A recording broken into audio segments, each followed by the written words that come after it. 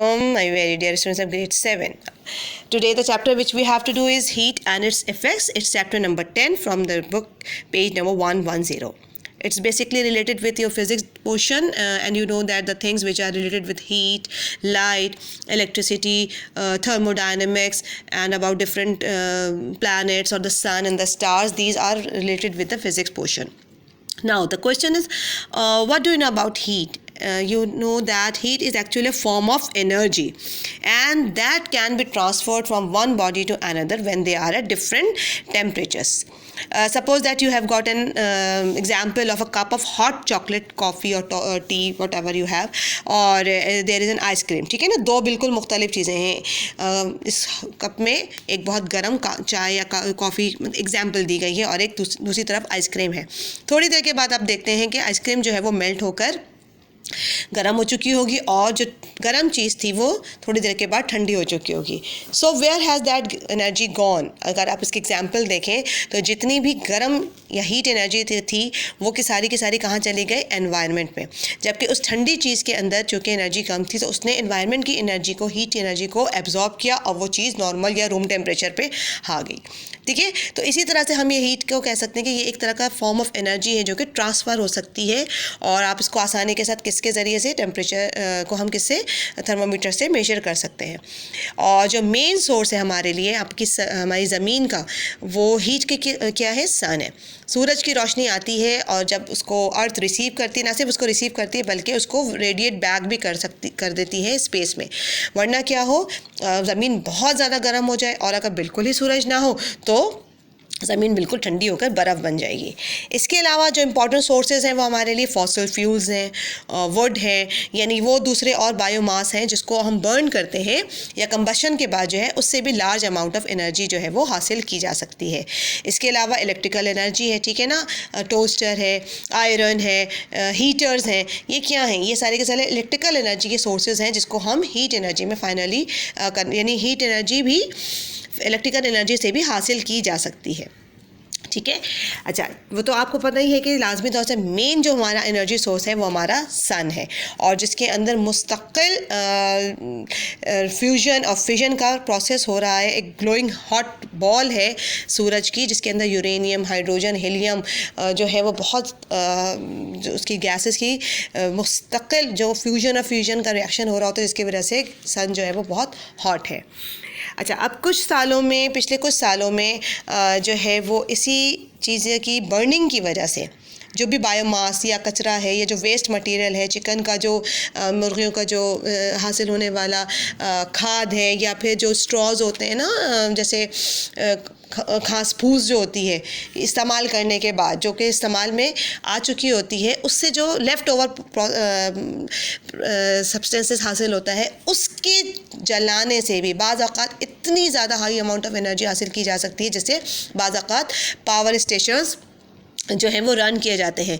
ख़ास तौर से जैसे पाकिस्तान में अभी रिसेंटली जो है वो झंग में कुछ इस तरह की इंडस्ट्रीज़ जो है वो तैयार की गई, बायोमास पावर प्लांट्स लगाए गए, जिसमें आमतौर से गन्ने के जो लेफ़्ट ओवर बच जाता है, यानी गन्ने को इस्तेमाल कर लिया और उसकी जो लकड़ी और उसकी जो घास फूस जो बच जाती है बिल्कुल इस्तेमाल करने के बाद, यानी उससे चीनी भी हासिल कर ली गई, उससे इथेनॉल भी बना ली गई. अब जो लेफ़्ट ओवर उसका मतलब वो चीज़ अब इस्तेमाल में नहीं आ सकती. ठीक है ना, यानी जितनी यूज़फुल चीज़ें हैं वो उससे बना ली गई. अब उसका जो कचरा माल है, उसका जो बिल्कुल लेफ़्ट ओवर जो उसका वेस्ट प्रोडक्ट्स हैं, वो उनको बाकायदा तौर से इस्तेमाल किया जा रहा है अब मीथेन और कार्बन डाइऑक्साइड की प्रोडक्शन के लिए, ताकि उससे ज़्यादा से ज़्यादा जो है वो पावर स्टेशंस जो हैं वो तैयार किए जाएं, और उन पावर स्टेशंस में बाकायदा तौर से फ्यूल या ऐसे प्लांट्स लगाए गए हैं जिससे high amount of electricity provide की जा रही है, प्रोड्यूस की जा रही है, जिससे तकरीबन 50,000 घरों को बिजली फ़राहम की जा रही है.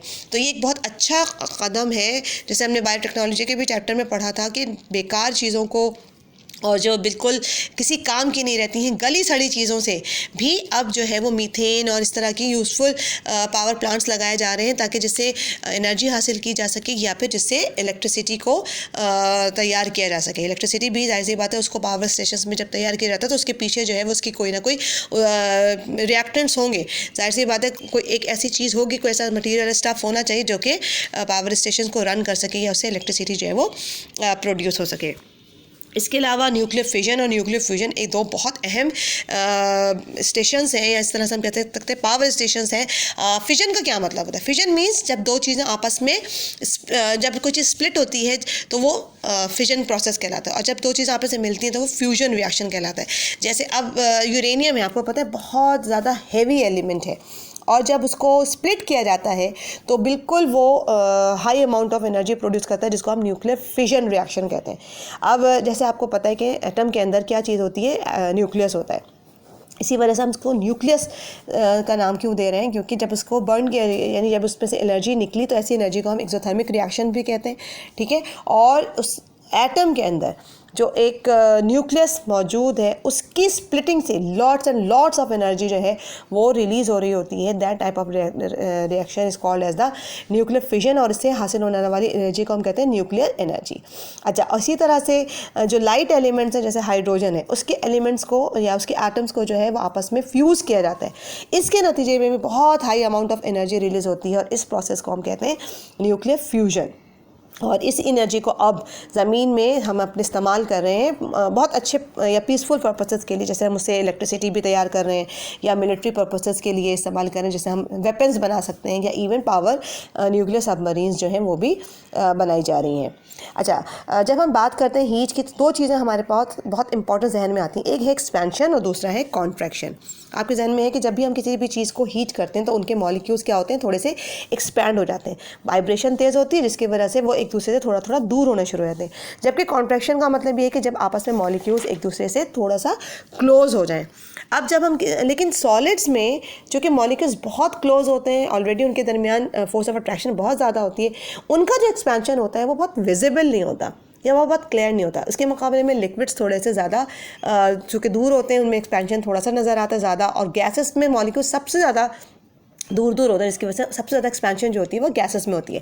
लेकिन थोड़ी सी एक्सपेंशन सॉलिड्स में डिस्क्राइब करने के लिए एक्सपेरिमेंट देखें किया गया है, जिसमें एक बॉल है और एक छोटा सा एक रिंग है।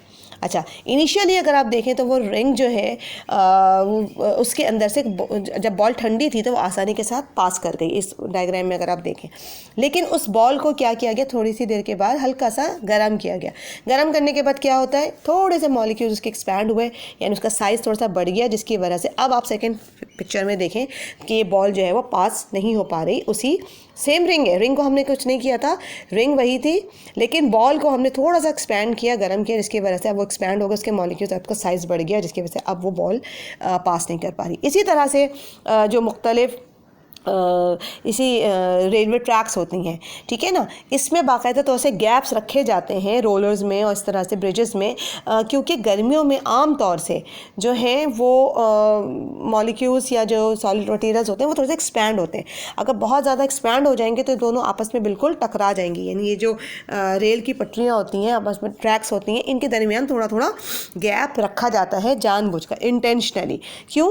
क्योंकि ताकि ये बहुत ज़्यादा जब गर्मी हो तो और ये आपस में बिल्कुल एक्सपैंड हो जाएंगी तो ये बिल्कुल टकरा जाएंगी। तो इसी वजह से थोड़ा ना ही इनको, क्योंकि सर्दियों में ये थोड़ा सा कॉन्ट्रैक्ट होती हैं, गर्मियों में थोड़ा सा एक्सपैंड होती हैं, तो ये इनको रिलेटिवली थोड़ा सा स्पेस दिया जाता है ताकि ये इन दोनों एक्सट्रीम वेदर्स को बेयर कर सकें या बर्दाश्त कर सकें, उसमें भी काम कर सकें।